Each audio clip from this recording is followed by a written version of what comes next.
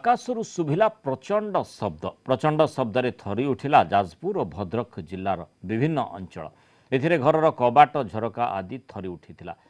अपराह्न 3टा 10 पर्यंत एही शब्द शुणा जाइथिला। यार कारण अस्पष्ट रहितबा बेले लोकंक मध्यरे भय खेली जाइछि। लोके भयभीत होई घरु बाहरकू पळि आसिथिले। तेबे एही शब्द केउ कारणरू होइतिला ताहा अस्पष्ट रहिछि।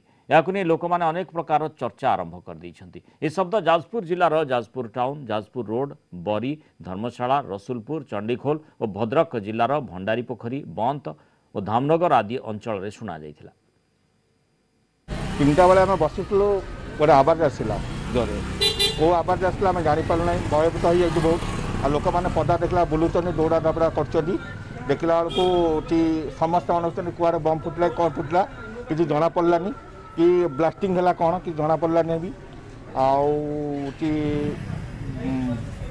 पाकिस्तान कल हमला होता काले बोधे किए कौन पकईदेला कौन भाविलु सब भावुँ आम तो आम बसिक जस्ट 3टा 10 पाखापाखि हम बसिक आम खाऊलु एत जोर आवाज है जे माने झरका पूरा भाइब्रेसन पूरा है मुझे कौन है कि आम जस्ट आम उठिकी पदा को आसला बेलू किसी जना पड़ानी आम भाविलु इलेक्ट्रिक कौन है कि आम भी बुलाबुली कलु कि आम किसी पाइलुनु से